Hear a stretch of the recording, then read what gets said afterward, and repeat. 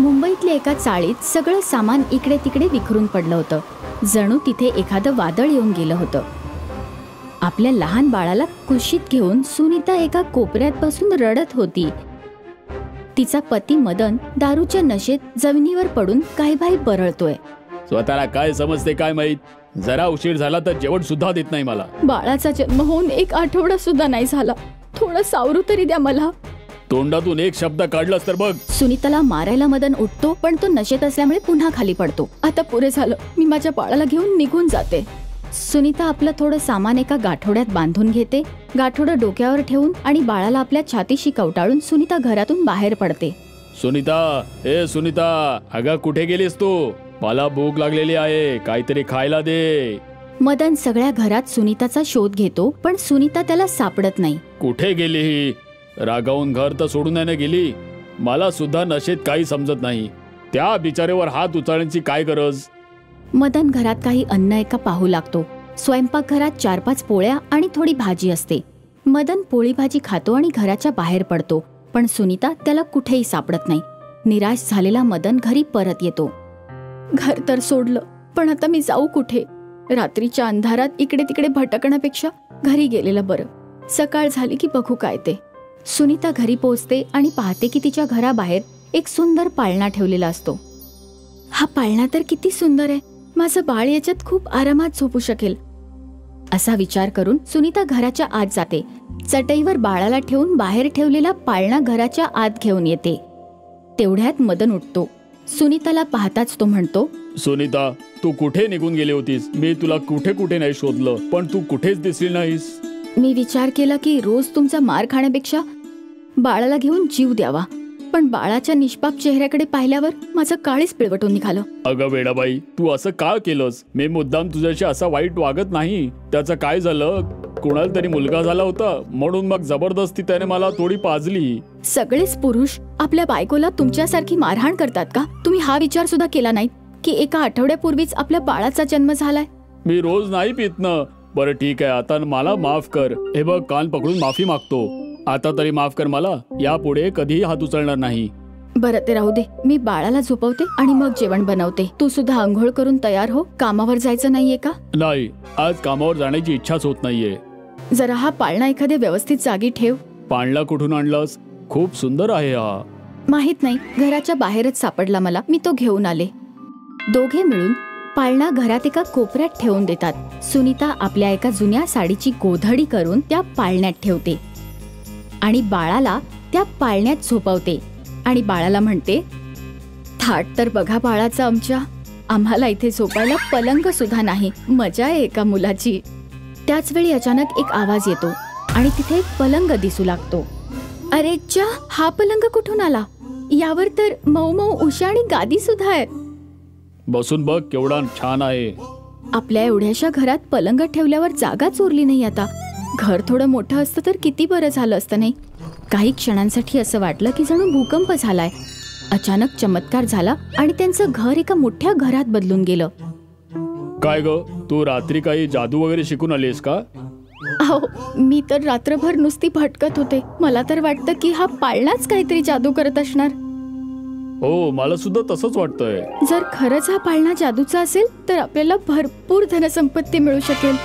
अगं हे बघ काय झालं. इतके पैसे कुठून आले? बघ, बाळाच्या पाळण्यात नोटांच्या थप्प्या कुठून आल्या? नोटा बघून सुनीता म्हणते, अरे देवा, आपण तर आता श्रीमंत झालो. मला सुद्धा आता मजुरीचं काम करण्याची गरज नाही. या पैशाने स्वतःचा एक वीट आणि सिमेंटचं दुकान सुरू करतो. आपले दुकान पण चालेल आणि तू काय इच्छा व्यक्त केली ती पाळणा पूर्ण करेल. एक दिवस मदन संपूर्ण रात्र घरी येत नाही. दुसऱ्या दिवशी सकाळी दरवाजा ठोठावण्याचा आवाज येतो. हे बघ सुनीता, मला काही बोलू नकोस. मला आधीच खूप लाज वाटत आहे. काही जुने मित्र भेटले होते, त्यांनी जबरदस्ती मला बसवून घेतलं. मी नाही म्हटलं तरी ते म्हणाले की आता तू मोठा श्रीमंत झालायस, आमच्या बरोबर थोडीच बसणार आहेस.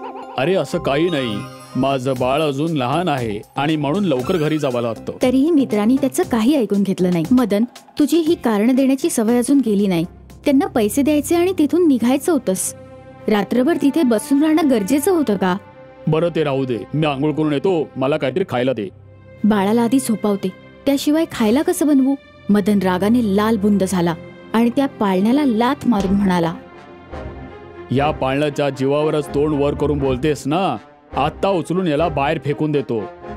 मदनने खूप प्रयत्न केले पण पाळणा आपल्या जागेवरून इंचभर सुद्धा सरकला नाही. शेवटी दमून तो म्हणतो, आज तर तुझं काही खरं नाही, खूप तोंड चालायला लागलंय तुझं.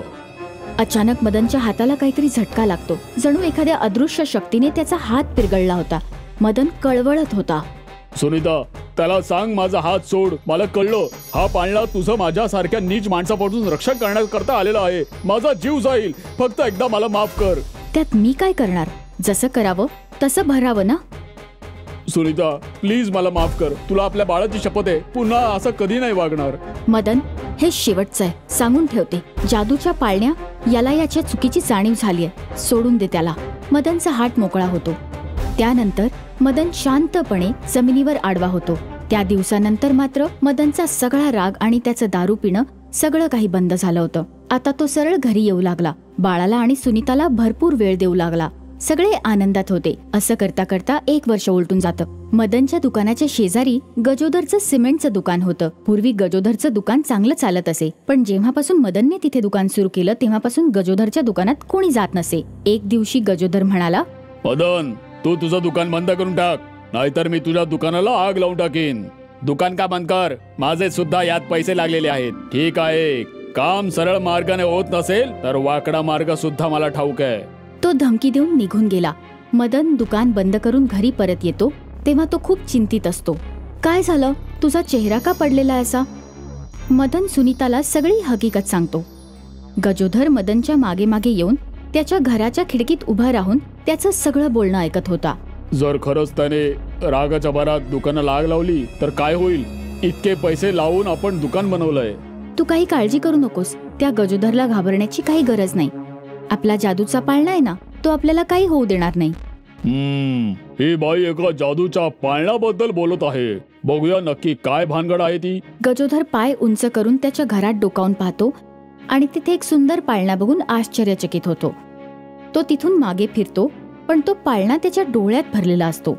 दुसऱ्या दिवशी तो मदनच्या दुकानावर जातो आणि म्हणतो, आतापर्यंत दुकान बंद करण्याबद्दल तू नक्की विचार केला असशील ना? मी दुकान नाही बंद करणार. जे तुला करायचं ते कर. ठीक आहे, पण मग नंतर मला काही बोलू नकोस. गजोदर मनातल्या मनात एक योजना बनवतो. फटाफट एका माणसाला मदनच्या घरी पाठवतो. माणूस मदनच्या घराचा दरवाजा ठोठावतो. तुमच्या दुकानाला आग लागली आहे, लवकर चला. आता येईल मजा. आता पटकन त्यांच्या घरात जातो आणि पाळणा घेऊन येतो. गजोधरची माणसं पाळणा उचलतात आणि त्यांच्या गाडीत ठेवतात. गजोधर तो पाळणा आपल्या घरी आणून ठेवतो आणि पुन्हा दुकानात जातो. सुनीता दुकानात जाते आणि पाहते सर्व ठीक आहे. मदन तिला पाहताच म्हणतो, अरे तू इथे? सगळं व्यवस्थित आहे ना? मला कोणीतरी खोटं सांगितलंय बहुतेक. सुनीताने मदनला सगळं सांगितलं. थोड्या वेळाने सुनीता घरी पोहोचली आणि पाहते की पाळणा गायब झालाय. डोक्याला हात लावून सुनीता बसून राहते आणि रडू लागते. गजोधर आपलं दुकान बंद करून घरी पोहोचतो आणि पाळण्याला म्हणतो, जादूच्या पाळणा, मला तुझी जादू दाखव. मला भरपूर पैसे हवेत. तेव्हा पाळण्यातून एक जाडजूड सोटा बाहेर येतो आणि गजोधरला मारू लागतो. गजोधर खूप रडत होता पण त्याचा आवाज कोणालाही ऐकू येत. मार खाऊन जेव्हा गजोधर अर्धमेला होऊन जमिनीवर पडला तेव्हा पाळणा स्वतःहून चालत चालत सुनीताच्या घरी जाऊन पोहोचला. अरे, जादूचा पाळणा परत आला. कुठे निघून गेला होतास तू? मला वाटलं की तुला कोणीतरी चोरून नेलं. सुनीता बाळाला पाळण्यात झोपवते. मदन घरी येतो आणि सुनीता म्हणते, तुला माहितीये, मी घरी येऊन पाहिलं तर पाळणा कुणीतरी घेऊन गेलं होतं, पण तो आपोआप पुन्हा घरी आला. मदनच्या दुकानात एक कामगार येतो जो कधी कधी मदनकडे कामासाठी येत असे. तो म्हणतो, मदन दादा, एक मोठी गंमत झाली. गजोदर भाऊनी एक पाळणा विकत आणला होता. त्या पाळण्याला काहीतरी बोलले आणि पाळण्यामधून एक सोटा आला. त्या सोट्याने एवढी धुलाई केली की आता ते हॉस्पिटलमध्ये आहेत. मदन घरी परत येतो आणि म्हणतो, मला माहित आहे, तो पाळणा गजोदर घेऊन गेला होता. तो आता हॉस्पिटलमध्ये आहे.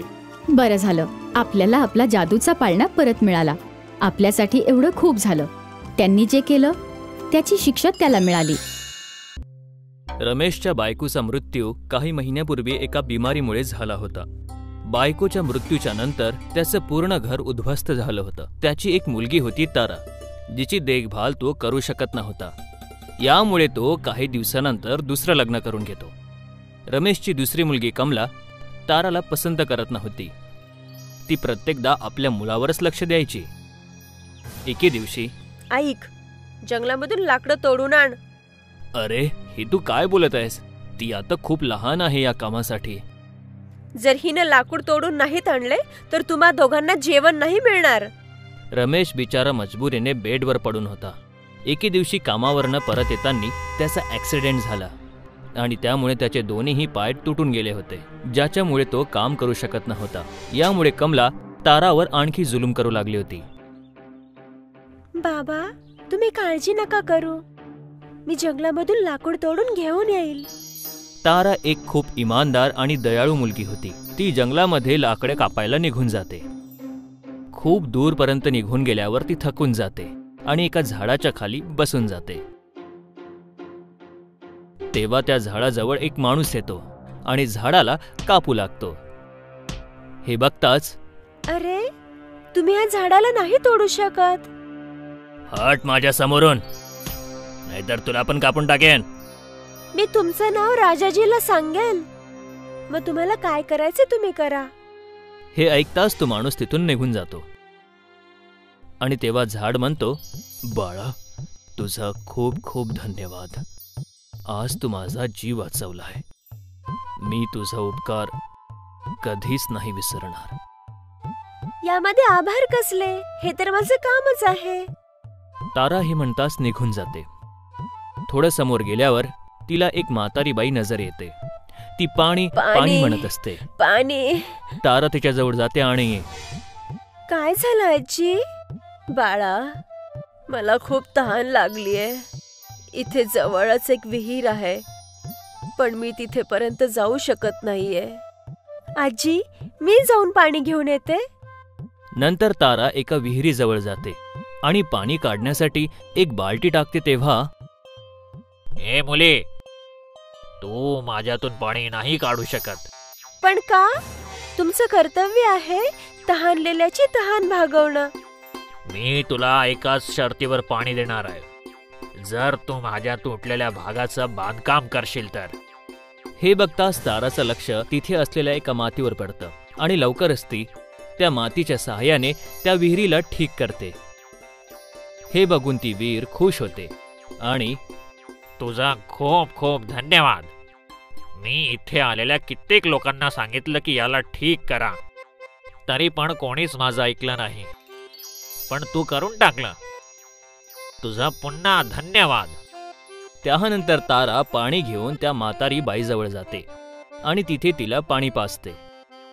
पाणी पिऊन ती म्हातारी बाई तिला आशीर्वाद देते.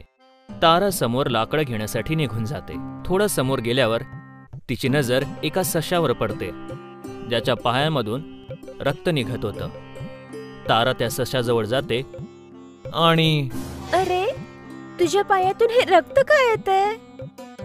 ते जंगलामध्ये इकडे तिकडे जाताना माझ्या पायाला लागलं होतं.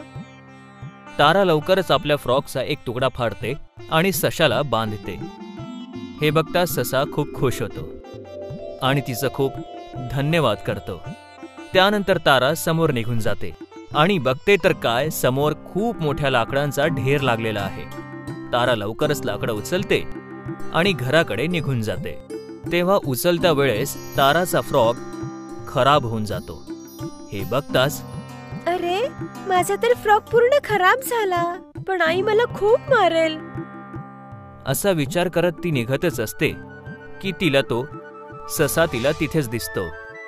ससा पळतच तिच्याकडे येतो आणि, मी तुझं इथेच वाट पाहत होतो. तुझ्यामुळे माझे लागलेलं एकदम ठीक झालं. तुझे खूप आभार.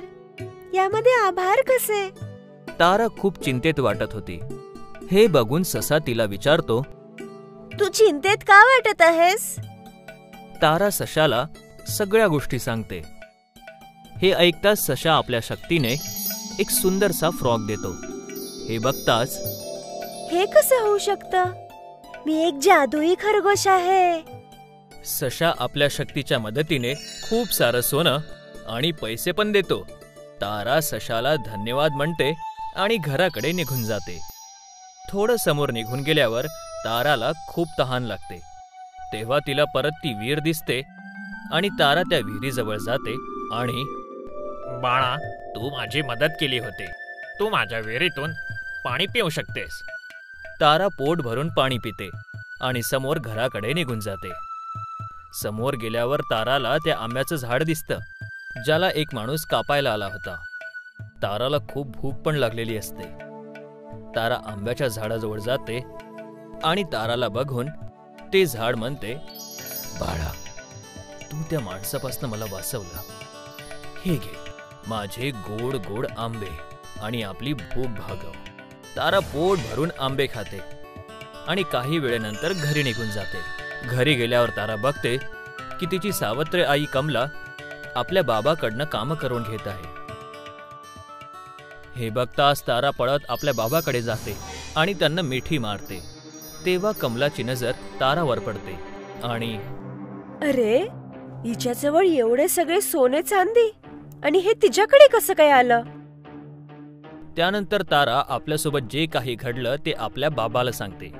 हे सगळं ऐकून रमेश ताराला मिठी मारते. दुसऱ्या दिवशी कमला पण आपल्या लालचीला भागवण्यासाठी आपल्या नवऱ्यासोबत भांडणं करून आपल्या मुलासोबत त्या जंगलामध्ये निघून जाते. तिला त्या आंब्याचं झाड दिसतं. तेव्हा तिथे एक माणूस येतो आणि त्या झाडाला कापू लागतो. कमला आणि तिचा मुलगा त्या माणसाला हटवण्याचा प्रयत्न करतात. तेव्हा तो माणूस म्हणतो, हटा माझ्या रस्त्यातून, नाहीतर या झाडासोबत मी तुम्हा दोघांना पण कापून टाकेन. हे ऐकताच दोघं जण घाबरून पडू लागतात. समोर गेल्यावर त्या दोघांना तीच विहीर नजर येते आणि दोघांना खूप तहान सुद्धा लागलेली असते. कमला विहिरीमधून आपल्या मुलाला पाणी आणायला सांगते, पण तिचा मुलगा खूप आळशी होता, त्यामुळे पाणी आणण्यासाठी मना करतो आणि कमला स्वतः विहिरीमधून पाणी काढण्यासाठी निघते. आणि तेव्हा तुम्हाला पाणी तेव्हाच मिळेल जेव्हा तू माझ्या विहिरीची बांधकाम करशील. हे ऐकताच कमला आणि तिचा मुलगा समोर निघून जातात. समोर त्यांना ससा दिसतो, ज्याला जखम झालीये. ससा मदतीसाठी विचारतो तर कमला त्याला रागाने उचलून तलावात फेकून देते. एकतर पूर्ण दिवस निघून गेला, सकाळपासून काही खाल्लं नाहीये आणि जो बघाव तो मदत मागतोय. थकून भाकून जेव्हा ते घरी जायला निघते तेव्हा त्या दोघांना तो ससा दिसतो आणि तो सोन्याच्या ससामध्ये बदलून जातो. हे बघताच कमला जशी त्या सशाजवळ जाते तर तो ससा पळून निघतो. त्यानंतर कमला आपल्या मुलासोबत विहिरीजवळ पाणी प्यायला जाते, तर विहीर त्या दोघांनाही पाणी पिऊ नाही देत. दोघंही उपाशी समोर निघू लागतात की तेव्हा त्या दोघांना ते आंब्याचं झाड दिसतं आणि जसे ते आंबे तोडायला लागतात ते झाड खूप उंच होऊन जाते. जेव्हा मी खूप संकटात होतो तेव्हा तू माझा जीव नाही वाचवला. आता निघा इथून. हे देवा, आता मी काय करू?